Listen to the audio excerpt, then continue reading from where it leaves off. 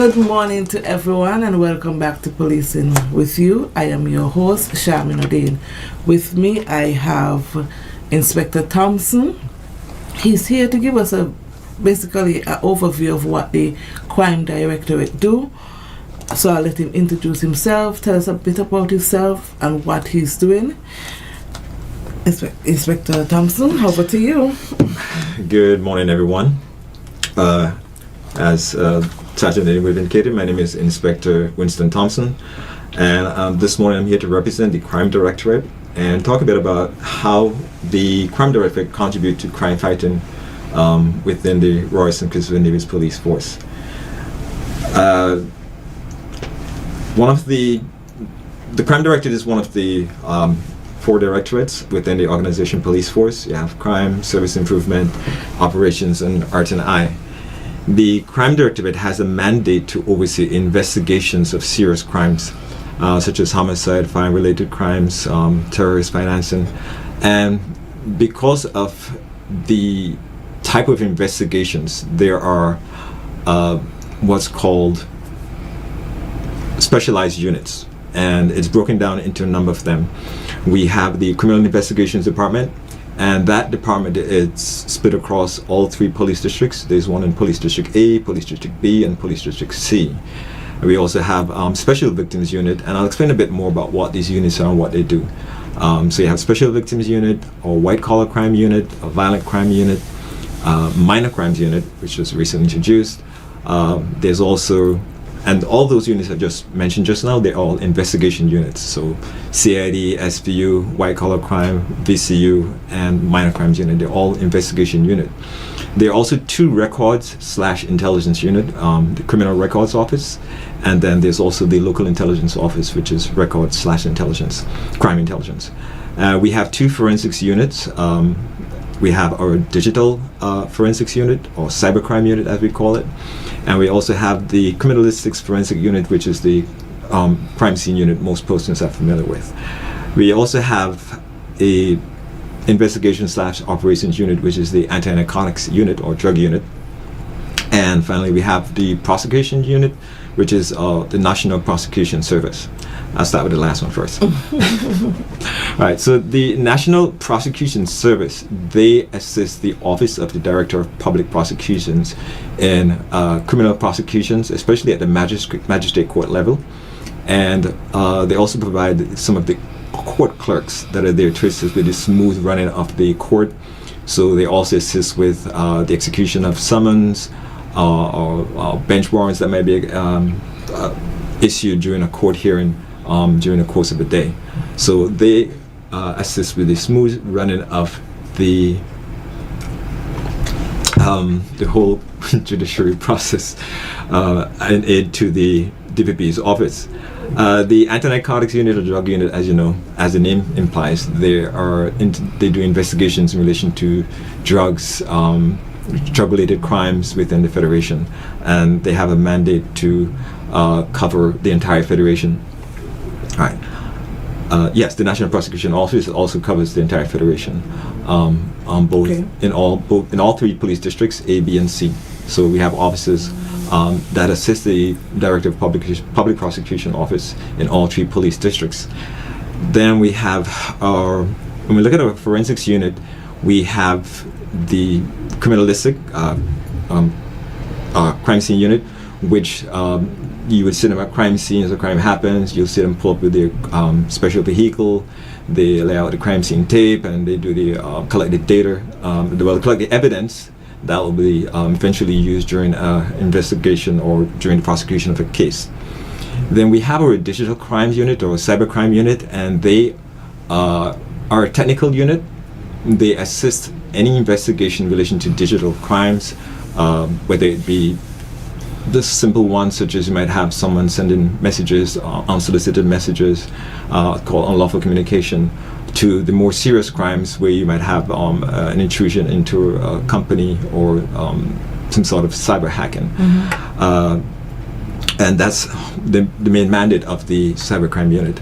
Then for our records unit, we have the Criminal Records Office, which is the official repository for all criminal convictions across the Federation. So we have offices in both St. Kitts and Nevis, and that is where the court would look to. Even though the courts would have their records, they look to the Criminal Records Office for criminal convictions that were issued by the courts across the Federation.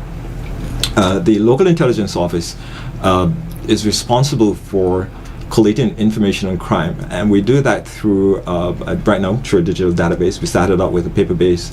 We moved from logbooks and diaries to a paper-based system, and then to a digital system where we collate information on crime from reports that are made at each station across the Federation, from the most minor to the most major crime.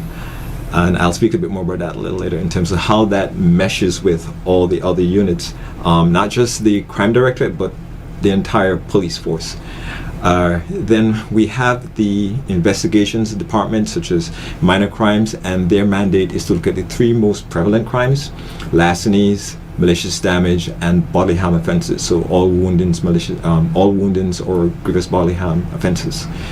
We also have the violent crimes unit, and their mandate now is to look at violent crimes. So you have all homicides or all firearm-related incidents where persons are injured, and I forget something else. Yeah, right. Yeah. What about cold cases? Yes, they also they've been doing cold cases for as long, because homicides are never closed. Yes. There's continuous investigation, so it could be 5 years down the road. They will continue the investigation until they get leads to, because their mandate is to solve the crimes. We're seeing it manifest also. Yes, and you can see persons were charged this year for homicides, last year. Yes. As a matter of fact, there are two different cases of instances of that where persons were charged for homicides that took place last year but were detected this year. Yes. Right.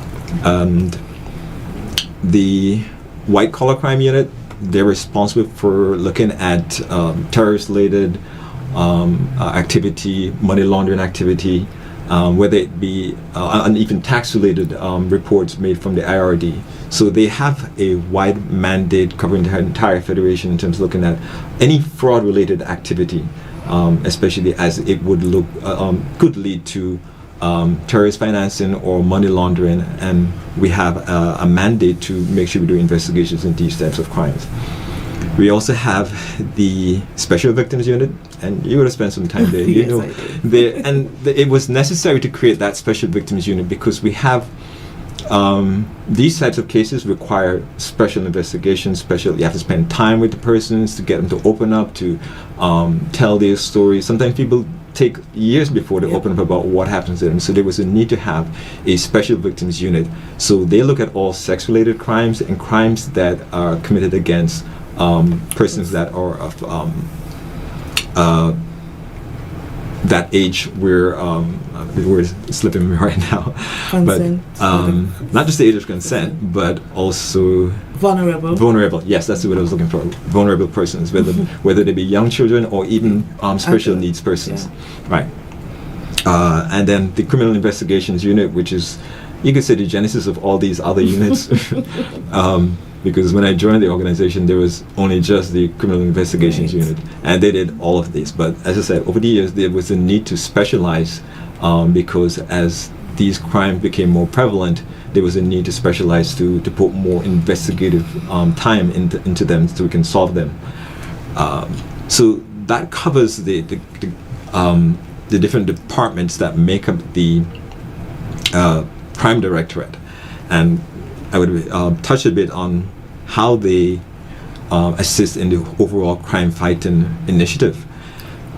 To add a bit more, not only are they conducting their primary roles as investigations or intelligence gathering or records keeping or prosecution, but they also assist with going out into communities. I know for there's some units that have adopted areas, and they will go into those communities, put on their uniform, go into those units. Oh, I forgot to mention, these are all plainclothes units. Right, but they do don their uniform, go out in communities. I know there's, I think it's a Special Victims Unit, they've adopted tailors. I think it's that CID? CID and SVA has another area as well. I don't remember which one it is, but they have an area as well. And they put on the uniform, they go out in the community, and they interact with persons and find out what's going on and how the police can assist with that as well. So apart from their primary role, they also take on the community policing aspect role of it, where they interact and try to find out how best the police can assist them in their neighborhoods. Do they join the different operations, for example, patrols with different? I was just about to touch that. That was the other. That was the other thing. Right. So they do their own individual patrols, especially CID. Instead of just sitting down in their office waiting for a report to come in, they do go out and do patrols. There are assigned patrol areas that they are adopted. They're assigned to, and they're expected to conduct patrols, whether nightly, daily, and they do keep a record of that. And then there's also joint operations with the operations directorate, where they would go out and perform operations. You might have seen some of that where maybe on a Wednesday morning you might have seen traffic slow down because the police are conducting stop and search operations. But there are other ways they do things, like I said, with the community policing aspect, going out and talking to persons in the community about what issues are they're facing. I'm glad that I heard that, because community policing is all of us. Yes. And some persons tend to believe that, okay, so the NIT, because the NIT deal with community policing, and I want to stretch that across the board, that community policing is all of us. All of us have a responsibility. Yes. And it's good to see that even though you deal with crime in your downtime, downtime is in your regular duty, you tend to fit it in still in going out in the community and building that bond with the community as a plainclothes unit. Yeah. Yes, it's in keeping with the commissioner's mandate to ensure that we incorporate community policing as part of one of his 7 pillars. The strategic plan, that is. Right. Okay. While you speak about the strategic part and the operation, how does technology and data intelligence used in the crime fighting effort? Right. So the local intelligence office, like I said, it's responsible for record keeping, and they're more or less responsible for looking at the data that we're collating in our databases, such as we have a crime management system where every report that's recorded across the Federation, we do analysis of the data. We create statistics, we create mapping data in terms of where are the crimes being concentrated. So there's a weekly reporting, monthly reporting, and annual reporting of quarterly reporting as well of the data, depending on who the target audience is. But every week the High Command is made aware of, well, what's happened last week, what's the crime situation this week, last week compared to last year or the previous 2 years. So we look at the data, see what it's saying now and compare it to what it said before. So we do that analysis, and we inform the High Command.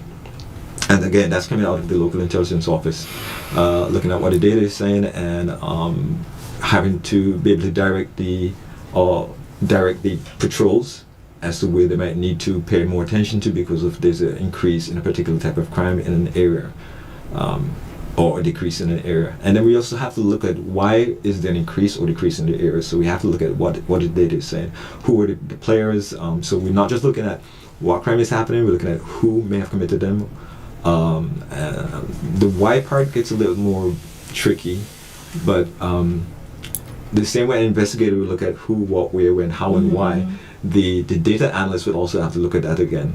Right, and do the investigation. What are the crimes that are happening? Where are they happening? Who may be the perpetrators? So there's that, using the technology now, as you said, to map it out and give rationales and explanations as to where we need to divert our troops to get the best response from what the data is saying. Okay, thank you. Thank you so much for that. You want to continue, or you want me to? If you have another question for me, sure. I always have questions. My brain's always going. How do you stay updated with the modern crime fighting tools and techniques? You spoke about the data, you spoke about the technology being used. So how do you stay updated? Right. So, in terms of modern crime fighting tools, a lot of it would have to do on research. We have to do our own research, and then there's networking. Some networking that's done where you might go on a conference and meet persons who operate in the same type of unit as we do, and we network and we communicate and share how things are happening in their jurisdiction, what tools are they using, and how best we can collaborate or even develop our technologies and skills to meet the needs of the organization. Okay, thank you so much, Inspector Thompson. You basically showed us that policing is just not the boots on the ground. No, There's a lot of background work have to be done, investigation, technology work, staying abreast of what is going on. We're going to take a break, pay some bills, and we're going to come right back where the lines will be open. Also, thank you so much. Jiki, over to you. St. Kitts and Nevis, one-day cricket action is back! West Indies will face Bangladesh in 3 City United one-day internationals on December 8th, 10th and 12th at Waterpark from 9:30 a.m. sharp. It's all-day entertainment. Visit the box office from December 4th to 12th to get your tickets or go to windiescricket.com. West Indies, home for Christmas! I want this and this. Oh, can I have? Sure, we have an extra $600 from Flo. You can have everything you want. Get it all with the gift of a free $600 MasterCard cash card, 2 free smartphones, and free installation when you bundle Flo Mobile and Internet. That's the gift of free times 3. Get it all this Christmas at Flo. Bundle in store or online at discoverflo.co today. Merry Christmas! Funerals are expensive. They can put financial strain on relationships and even put families in debt for a long time. At Nagico, we offer the Nagico Serenity Plan, which allows you to make decisions about your final send-off, cover your funeral costs, and can go towards your final affairs like outstanding loans. Contact Nagico today for a free quote so that your goodbye can be done with dignity. Nagico Insurances, fast, fair, and always there. Get ready for a blast of savings at Hortford's Building and Neva Centers with our December discount deals, deductions, dynamite weekend sales. From Thursday, December 5th to Saturday, December 7th, enjoy a massive 30% off all deductible items store-wide. This is your chance to stock up on everything, from building materials to home improvement tools at unbeatable prices. Whether you're renovating, redecorating, or just getting ready for the holidays, we have the deals you've been waiting for. Don't miss out on this explosive sale. Join us for the December discount deals, deductions, dynamite weekend sale, and save big while supplies last. Mark your calendar for December 5th through 7th. December discount deals, deductions, dynamite weekend sale. Enjoy a massive 30% off all deductible items store-wide. Visit Hortford's Building and Neva Centers for the ultimate shopping experience. I want this and this. Oh, can I have? Sure, we have an extra $600 from Flo. You can have everything you want. Get it all with the gift of a free $600 MasterCard cash card, 2 free smartphones, and free installation when you bundle Flo Mobile and Internet. That's the gift of free times 3. Get it all this Christmas at Flo. Bundle in store or online at discoverflo.co today. Merry Christmas!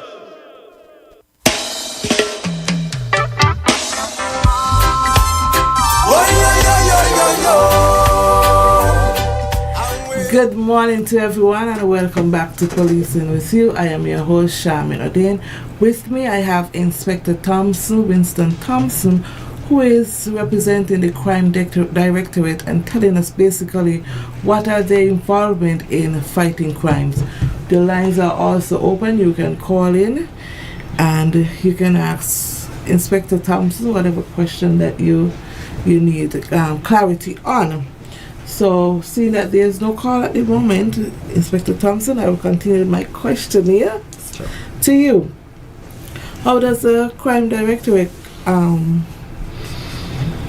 when it comes to initiative where you put in place to encourage the public to assist in crime prevention and reporting, if any? Okay. Crime prevention and reporting.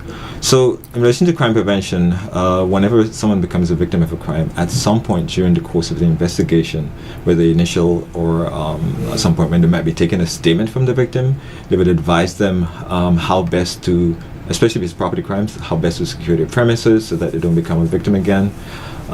It all depends on the nature of the crime that they would advise them how best to not become a victim a second time. So that's one way they look at prevention. What's the other? Reporting. Right, reporting. Encouraging. Of course. It's very important that persons report crime, and on programs like this especially, I would always encourage them to make sure that they do let persons know the importance of reporting. There's a saying, if it's not recorded, it did not happen. Yes. So that's why it's important to report your crime, so that once you report the crime, then we can know what's happening in a particular area so that we can better address it. Okay, we have a call. Good morning, caller. You're on Yes, the I air. said good morning, Mrs. O'Dane, Good morning. from Irishtown. Looking at the crime thing, right? My nephew, my sister first child, get shoot over Frigate Bay, and they ain't get nobody for him. And we are still wondering that other people die with shooting, and they ain't get no evidence, nobody. And these people who do these shooting are calling unto them, please to leave people alone. Please to stop the white people's house and disturb people. And if, when they don't work for their money, please to leave them alone, because I either get with murder and nobody the for kill. Thank you. Yes, it is sad that, sad to say, we cannot, there's never been any country in the world where they have 100% detection rate for, especially homicides. Persons may be fearful, they may have seen what happened, but they may be fearful to come forward. But there are ways that, we have provided protection for persons. We do have a witness protection program. So persons can come forward, they can contact someone in the police force who they know, or there are contact someone that you know, who you trust, and then you can pass on the information to them. That is one reason why we have to use more and more technology in how we solve crime, because we know the persons are unwilling to come forward. So that's why there are more cameras now than ever before in the Federation, and whether they be on the polls or on business premises, they have been aiding us in solving crime. And hopefully in the future we'll have more cameras being installed with a larger network, being able to capture more, prevent. Our first rule is prevention. Yeah, and when we can't prevent, we detect. Right. When we can't prevent, we detect. So our primary role is to try to prevent by at using more technology, and see how that technology can also help us detect. Okay. So, right. Thank you so much, Inspector Berkan. Thompson. For that, yes. So I'll move towards the UK. You guys go out in the community. What are some of the things that you say, or what is going on when you go out in the community? What do you actually do in the community as to bringing community policing to light? Right. So just recently, I think it was about 2 weeks ago, we were in the Newtown area, Ponds Pasture, Newtown, and we did interact with the persons in the community there, let them know that we do realize that area did not have much criminal activity, and we realize it's partly because that's a tight-knit community. They look out for each persons in the community there, and they've more or less said the same thing, that they look out for each other. So that means when they see someone strange in the neighborhood, they just show the person that, hey, I see you, right? And it's a simple thing like that would deter someone from doing something. No thief wants to be known that he's seen. So she's going to choose those neighborhoods to do his acts where he know no one is going to see him. And you look, and the funny thing is there aren't cameras. I don't see very few cameras in that neighborhood. But the crime rate is low in that area because persons are always looking out for each other.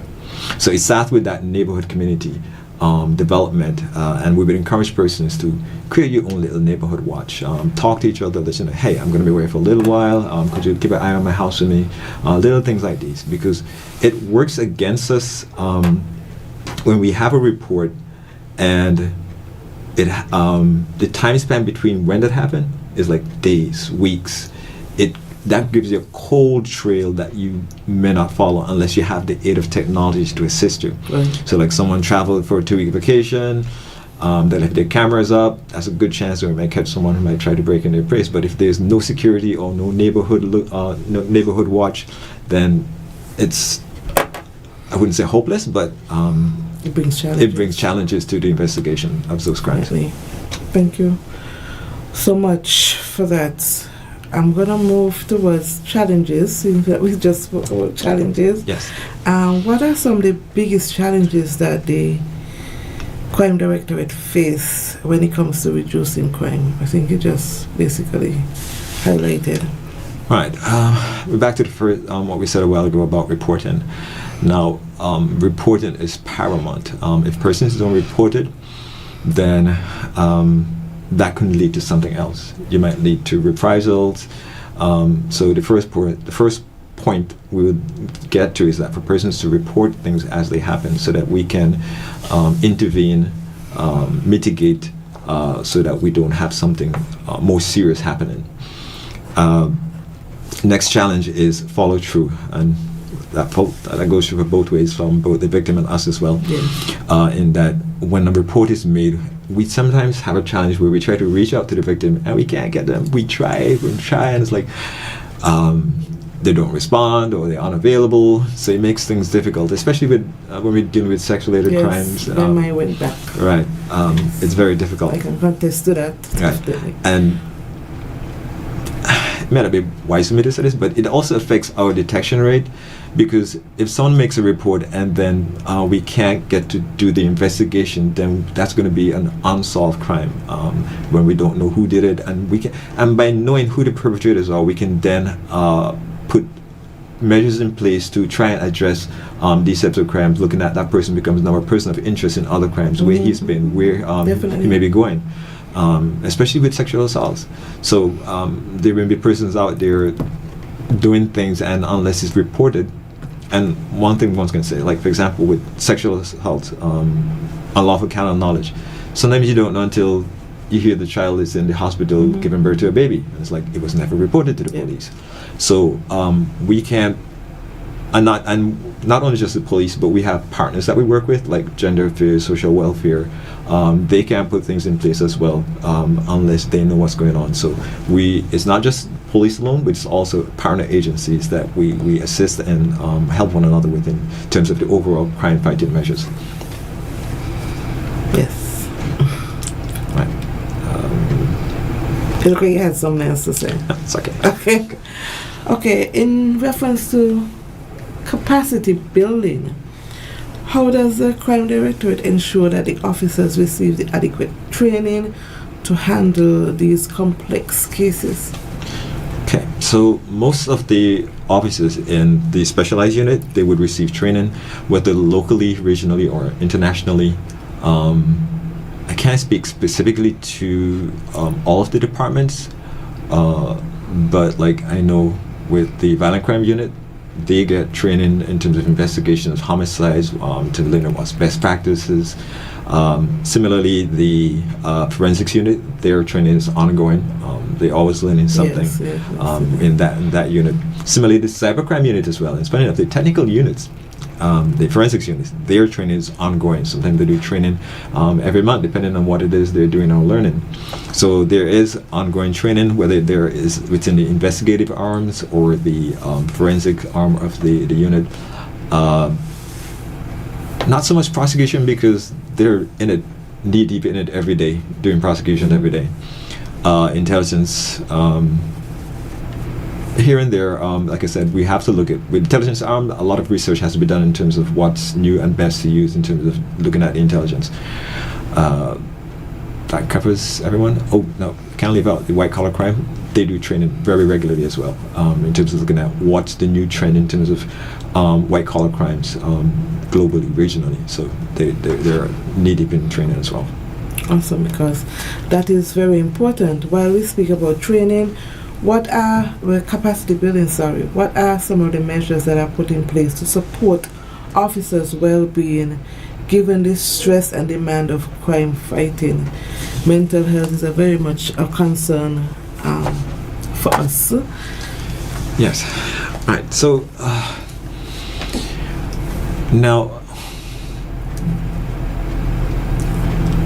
I had a little stint with working with the cybercrime unit, and I interact with those officers there regularly, and looking at when they have to spend time looking at some of the stuff that they see going through, whether phones or it plays on persons' minds.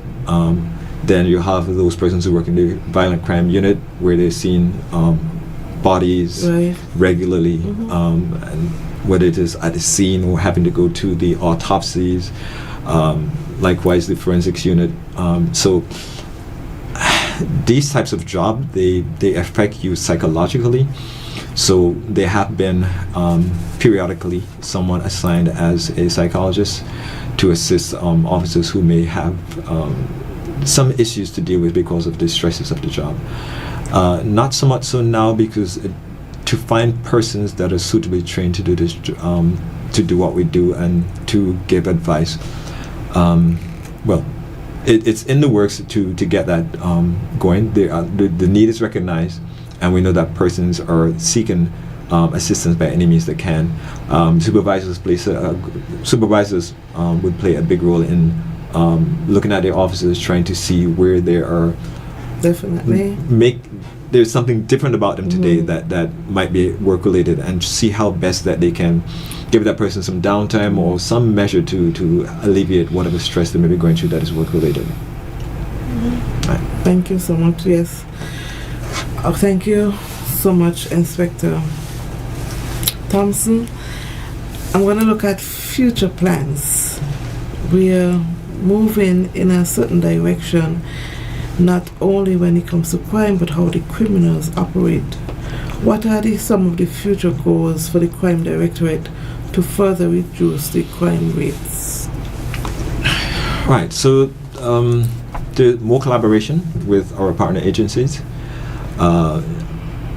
using technology, improve use of technology. That's another way in terms of the data that we're collecting, the quality of data we're collecting, and analyzing the data to see patterns, see trends, see connections that we did not see before, using even AI as much as possible to help us with this, because our databases are growing on a daily basis, and the links, you'd be surprised how much data we can collect without realizing we have data that we can use.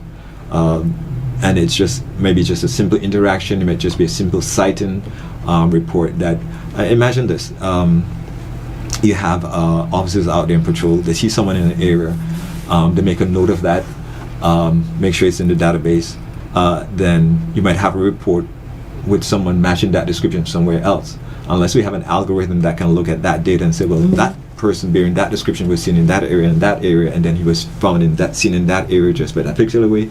You see patterns and trends, you see things that you might not have seen otherwise unless you had the technology available to help you do that. So better use of technology is one of the ways we're going to address crime fighting going forward. Okay, great. Are there any new initiative or partnership planned to strengthen the Crime Directorate impact?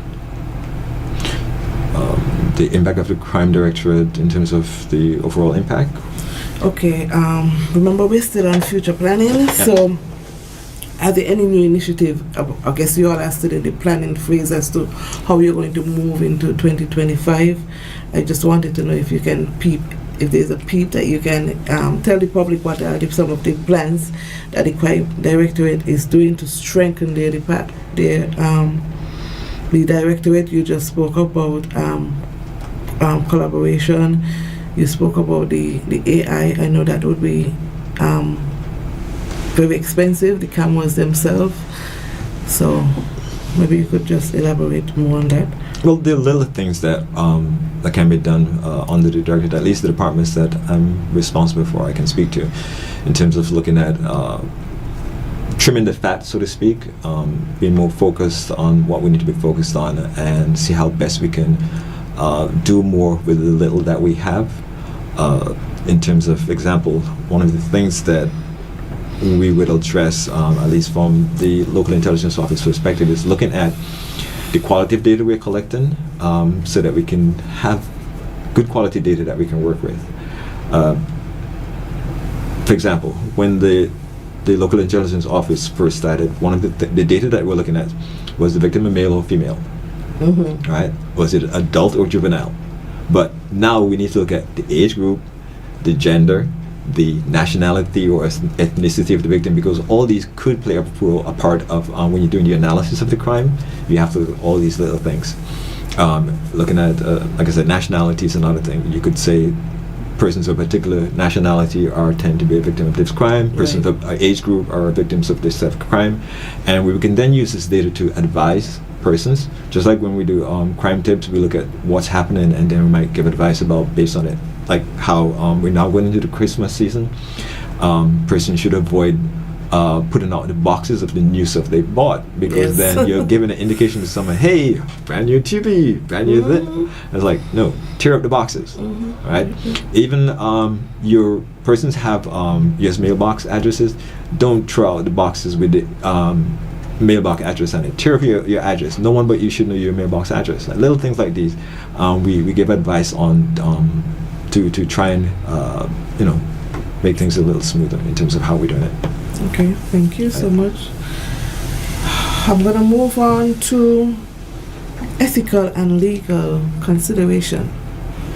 We spoke earlier about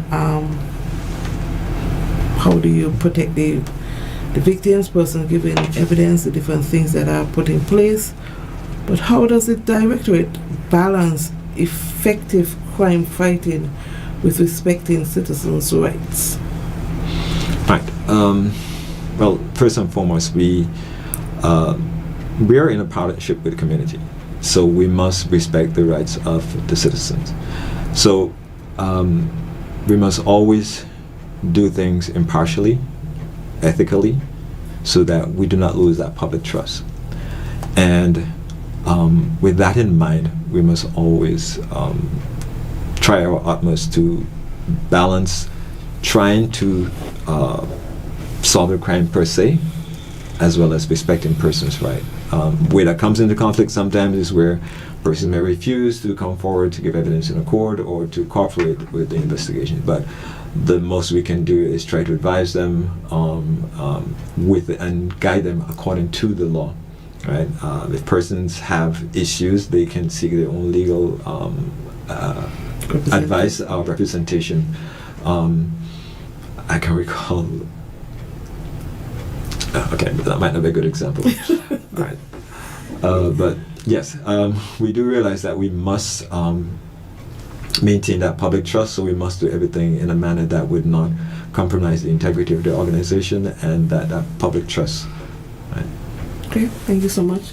So before we wrap up, I'm going to let you just speak to the listening and viewing audience in reference to your department, whatever you started with your tips about the boxes and stuff like that. So probably you can go ahead in that light as we wrap up. Well, there will be. We've produced some pamphlets that we gave out when we were in the Newtown community area, and there were a couple of other community meetings where those are similar pamphlets, and we will create some a little more specific to the season. I know we did some for the radio, but for some reason I don't hear them, so I'll have to speak to ZZ about that. We did some specific for the season, looking at some of the things that I said in terms of around the carnival season, Christmas season time. So things about drinking and driving, making sure your home is safe and secure. When you leave, make sure the doors are locked. When the area is well lit, and as I said, having that community policing, that community watch, that neighborhood watch. It might just be 2 or 3 neighbors looking out for each other, but at least it's that you have that. At least you have that start. You should know your neighbors. I know all the neighbors around me, and when I'm going somewhere, especially if I'm traveling, I let them know, hey, I'm traveling. My neighbor next to me, when she's traveling, they say, hey, I'm traveling. So I look out for her as well. So little things like these help make your neighborhood and community safer. But there'll be more to come. Okay, I just want to pause. GQ persons are stating that the 2555 number is not working. Yeah, that's why we gave the other numbers 465-6120 and 465-1903. Those are the numbers. Repeat that for me again. 465-6120 61. and 465-1903. Those are the numbers we have been promoting for the week this week. And if you missed it, please take note once again. That's 465-6120 and 465-1903. Okay. Thank you so much. Okay. Yes, go ahead, Inspect. Right, so where were we? Right, so I was just speaking off the top of my head in terms of some of those crime tips, and well, we will produce something a little more in terms of that. As a matter of fact, maybe I should look for some that I have here that I did create for a pamphlet that was circulated recently. You have a call. Sorry to interrupt you. That's okay. Good morning, caller. You're on the air. Good morning. Good morning, sir. Finally. Wow, I've tried about 1,000 numbers. Okay, Doc. Good morning. Yeah, how are you doing? Morning. I'm good. Yeah, my question, which I've formulated for the last 20 minutes, not getting through after I heard you speaking. I have the inspector speaking about different aspects of the investigative process. And from my days when I had to do interaction with the police, I always questioned and had concerns about collaboration. That is to say, formal collaboration. Police can't do it alone, and it's imperative, it's important for different entities to work together to get crimes solved. Correct. Now, in terms of the Special Victims Unit, I personally, and quite often when I had to deal with a particular case, I felt a little saddened by the absence of psychologists. We know that 90+% of the cases for the Special Victims Unit are female. And it's quite an unnerving, quite a nerve-wracking scenario, those cases. So it's imperative, it's important to have that collaboration, formal collaboration. It's informal right now. Quite often I would have to make a call and try to get somebody on the case. But once that, I think, comes into play, it makes the victims more likely to be cooperative in the investigative process. And that cooperation can then lead to a higher, solving rate. So I'm just wondering if there's anything formal in place whereby a particular SVG case comes up and we decide this team is going, whether it would be the hospital or wherever that case is going to be analyzed, processed, so that at least the victim is comfortable talking to psychologist John Doe, Jane Doe, whoever it is, while being interacted with the medical person, the officer, whoever it may be. I'm just questioning if that is in place, and if not, I'm suggesting that be put in place, as opposed to what appears to be now, or at least when I was in the system, a very informal, very loose collaboration between various entities. I'll listen off here. Thank you so much, Doc, for that and for those advice. I don't think anything is put in place when it comes to a psychology being a part of the initial investigation. However, when I was at SVU, and I think it's still going, that they would make that connection for the victim from the counseling center, or if they already have a counselor, or if their family have a counselor, they would push towards recommending persons get counseling, especially our young females who are victims, also the adults. So I know for sure that is still ongoing, but I like the idea. I remember, I think, if it serves me right, Antigua, the SVU is set up in such a way that the building itself, it has the nurses, it has the crime scene, it has the psychologists, so it's a holistic thing. I guess it's something that we can look at for the near future. Yes. It's something you can take back to your meetings. Yes. Definitely. So yes, expect we basically running out of time. Anything else you want to say to the public and listening audience? Just to remind the public that We are public servants. We do our best to, though sometimes we fail, we do our best to provide the service that we are required to as public servants, as police officers, to prevent and detect crime and to make sure we have a country that we can all live in peaceably. So do cooperate with the police, and we likewise will cooperate with you in the best way that we can. Do wish everyone a peaceful season, and if you don't hear from me again, you will hear from me again in another format, in terms of maybe some crime tips that you may see circulating somewhere, and usually it's based on the data that we see in our databases. Thank you so much, Inspector Thompson, for taking the time out and educating us, the listening and viewing audience. Thank you, GQ and ZIZ, for having us. Thank you, the listening and viewing audience. I want to thank the Almighty God for the time here. I am your host. See you next time.